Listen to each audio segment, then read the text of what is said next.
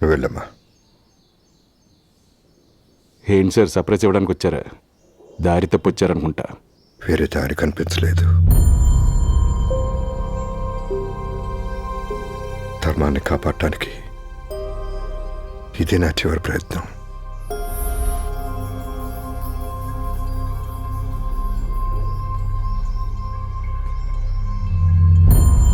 నీ బ్యాక్గ్రౌండ్ మొత్తం చెక్ చేశాను. నువ్వెన్నో కుటుంబాలని జీవితాల్ని నిలబెట్టావు.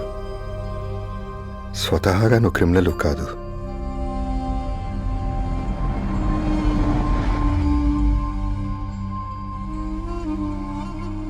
ఏ పరిస్థితి ప్రభావం వల్ల నీ భార్యను చంపావో నాకు అనవసరం.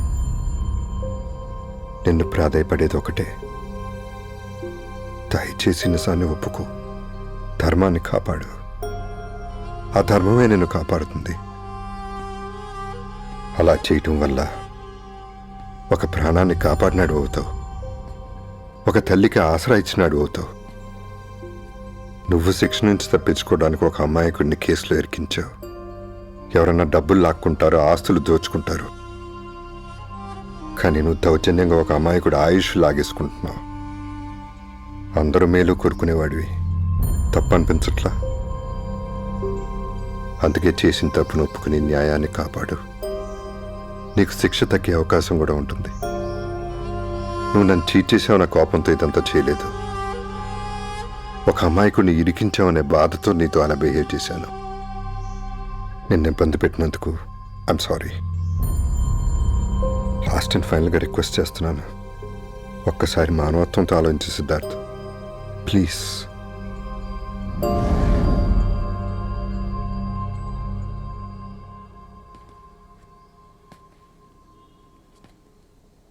సింహంలా ఛాలెంజ్ చేసే మీరు ఇలా సింపుల్గా సరెండర్ అవడం నాకు నచ్చలేదు సార్.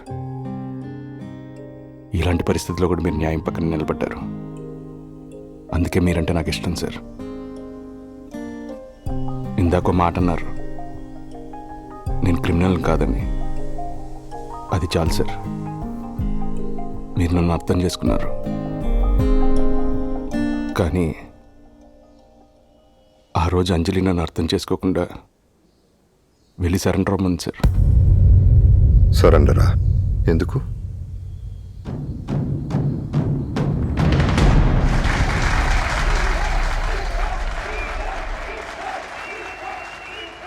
ఫెయిల్యూర్ అంటే ఏంటో తెలియని ప్రముఖ దర్శకుడు సిద్ధార్థ్ ఒక వ్యక్తి కాదు, తెలుగు సినీ రంగాన్ని నడిపించే ఒక శక్తి. చిన్న వయసులోనే మన తెలుగు సినిమాని అంతర్జాతీయ స్థాయికి తీసుకెళ్లిన దర్శకుడు మన సిద్ధార్థ్.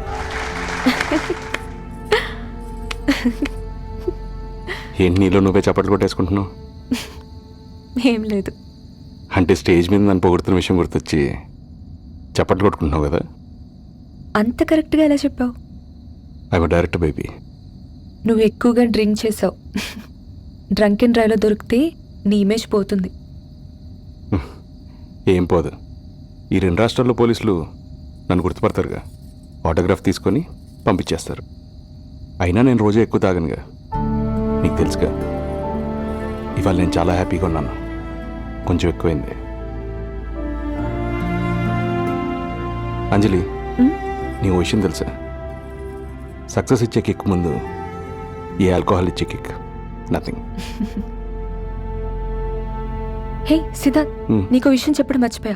నేను నీకోసారి మున్నా అనేవాడు నా వెంట పడేవాడని చెప్పాను, గుర్తుందా?